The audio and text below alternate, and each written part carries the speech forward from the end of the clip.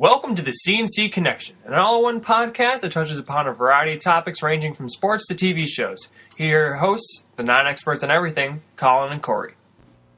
All right, hey guys, welcome to the C&C Connection. Corey and Joe here. We're talking episode 8 of season 1 for the Newsroom. I'm going to keep this episode kind of shorter than the usual Newsroom ones. I don't really have a lot to say about this episode. It's, I don't know. We could talk. We'll talk a little bit about it.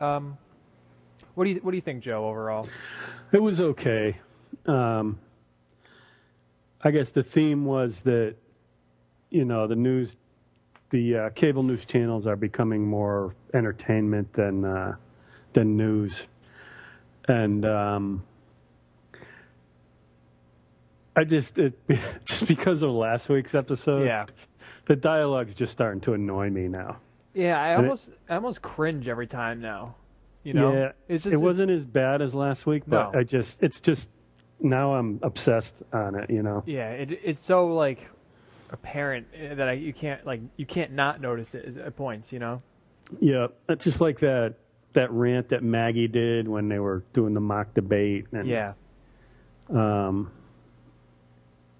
And the whole thing with Will having her Mackenzie's ex-boyfriend and. Yeah, I don't know. Like, it was obviously better than last week, but yeah. I like to think of last week as like a season-defining episode. It kind of proved that what everything the critics were saying right. Like, you proved them right, you know? Yeah. And it left such a bad taste in my mouth that I couldn't get it out for this episode, you know? Like, It was just so in my mind that, like, it kind of tainted this episode, you know? And the whole season, for that matter, that last episode. Yeah. Yeah, and it's just, now I'm just totally conscious of the fact that everybody is just so sharp and witty and they say the perfect thing every time, and every word that comes out of everybody's mouth is just like...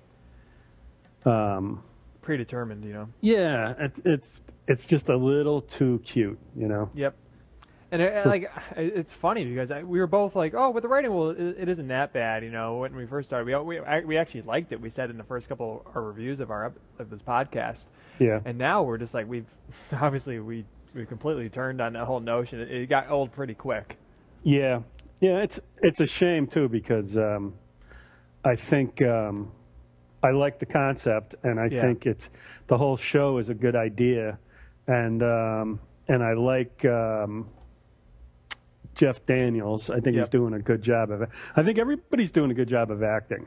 Yeah, it's just the screen, the scripts, the dialogue is just it's over the top. And the only thing that separates this from The West Wing is The West Wing. Every time somebody started making one of those speeches, they would have this patriotic music playing in the background. And it kind of had that kind of in this show. It does. It does occasionally. Yeah.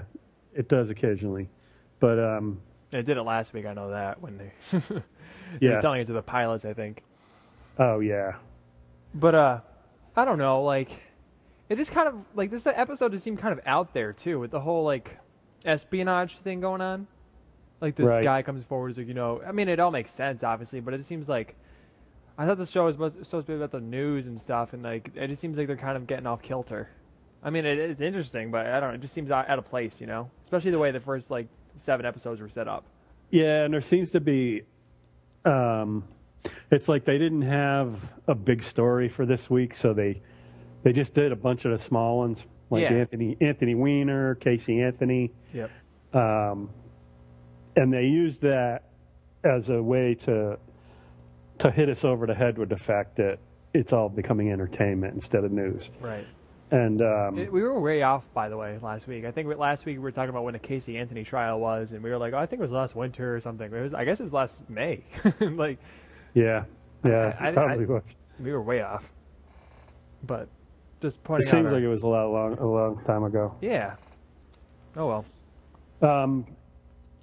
Yeah. So it wasn't a terrible episode. I'm starting to really sour on the whole show. Yeah, we got 2 more episodes left, and I'm almost glad because it's like a race to the finish now. You know. Yeah. It's at this point, if the season ended now, would you watch the next season? Probably not. probably not. Yeah, I don't think so either. I have a lot of shows that like I make it seem like it's my job. It's not my job at all, but like I do. Like I have a lot of shows to watch, and I don't want to fit this one in, and I don't think I will unless it like the next 2 episodes really floor me. I'm not gonna stick on board. Or if they fire Aaron Sorkin and give it to somebody else. Yeah, I mean, something drastic would have to change, you know. Yeah. But they're definitely not going to fire Aaron Sorkin. He's the show creator. Yeah, I know. But did you ever watch that Studio 60 on the Sunset Strip or something? I think it was called. It was the other Aaron Sorkin show after the West Wing. People I never did. People say that's like the worst show. That like everyone just says it's one of the worst shows ever. I should look for it somewhere on YouTube or something. Yeah, I just want to watch a couple episodes and see how like people like despise it. Like I don't know, but getting off track. Anything? What else happened this episode other than? Well, there was that whole conspiracy thing. Yeah, and I mean, I would have been interested in that if that's what, because the whole Murdoch thing, the Sun Times in London got caught tapping phones, and so there's a huge scandal that's still going on, and people in House of Parliament and UK are being arrested over it, and it doesn't get a lot of coverage over here, but it's a huge story in the UK. Yep. But I would imagine it's going on over here too in the tabloids. You know, they're doing probably all kinds of illegal things. So I was kind of interested in that, and I can't forget her name, but Jane Fonda's character. It's her son is actually controlling it all, and they have the story, and now they're going to start vetting the guy who gave them the info to make sure that it's all legit. But if they could have stuck with that, and even that, the guy he meets the guy in the library, and even that dude is like, everything he says is like witty, and I know everybody. It's like surreal. Aren't you listening? They are. Yeah. You know? It was, I don't know, like it's really grinding on me. And another thing I thought was weird is like there's a part 1 and part 2. Like, what's the point? It's like it's not like it's a it's not like MASH where every episode's different or something. You know, it's like a continuous storyline. There's no point of part 1. But this is just nitpicking. It just seems silly. Part 1 and part 2. I don't know, but and what else was there? There was another story. Just the whole Jeff Daniels thing. The debt ceiling. Yeah. The big fight that happened last year over the debt ceiling. Yep. And I just don't think. I think in the real world, I'm sure there are people on MSNBC and CNN and Fox that would rather be doing real hard news, and what they're really doing is political entertainment. Right. They're trying to dig up stories against the opposition and expose them and make it turn it into huge stories. Dirty work. Yeah. But I think most of them probably like it just the way it is, you know. And right.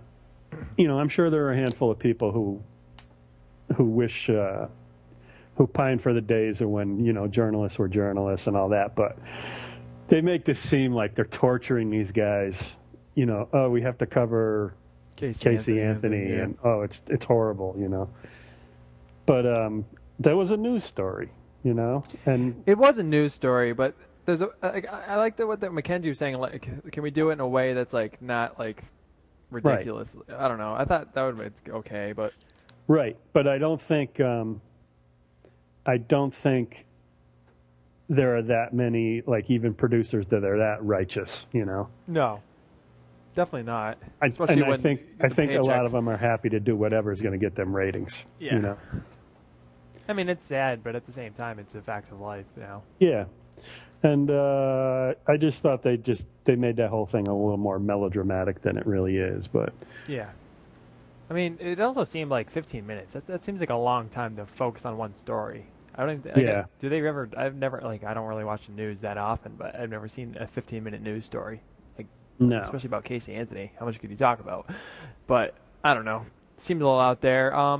But it was true. Nancy Grace was doing her whole hour of her show on that, and she was clobbering everybody else. She was getting big ratings, Mm-hmm.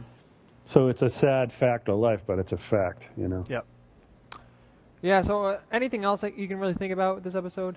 Not really. Yeah, there was the whole Jeff Daniels thing where he went to the shrink for guidance over the whole him hiring that ex-boyfriend of Mackenzie. And again, we're getting back into relationships. Obviously, this episode wasn't as drastic with the relationships as past episodes, but it's still there.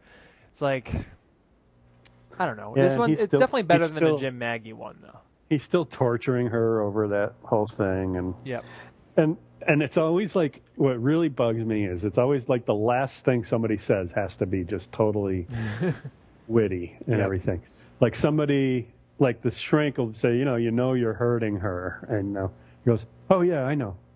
Yeah. And so it's just, and just like the guy in the library, they're watching. Are you listening? They're listening. Yeah, I know what you mean. It's just at this point I'm not going to watch next season. If you have to give it a rating out of 10, what would you give it? Probably 3 or 4 maybe. Oh wow, okay. Yeah, I was thinking 5 or 6. I'll give it a 6 just for the benefit of the doubt. But yeah, I guess I'm just bitter. It wasn't that bad. No, it's just like I said, it was the last episode that really just, I think, really tainted this one for some reason. It's just, I mean, it's not fair, but it's just the way it is when you watch a show like this, Right. And I was just expecting something good. I was expecting, you had that shitty episode, so let's prove that you can still like do a good episode, but so I had high expectations, but it wasn't horrible. It's just, like I said, it's the whole show in general is just getting old. It should have picked up after last week, like you said. It should have done something. Yeah. All right. Well, that's all the time we have here on the CNC Connection. Like we said, it's going to be a shorter episode. Follow us on Twitter at DCC Connection. Email us some questions or suggestions, or if you just want to ask us something, tell us something. At dccconnection@gmail.com. Subscribe to us on iTunes for the podcast. Subscribe to this YouTube channel if you're watching on YouTube. And comment below and let us know what you think. Only nice comments, though. Or if you're going to be constructive criticism, email that to us. Don't air your dirty laundry out in public, because that makes me look bad and it makes me cry at night. And if you like this podcast and the way we do things, we do other shows too, and we also talk sports and movies, so watch our other episodes. All right, guys. Thanks, Joe, for coming on. No problem. All right, this is CNC Connection signing off.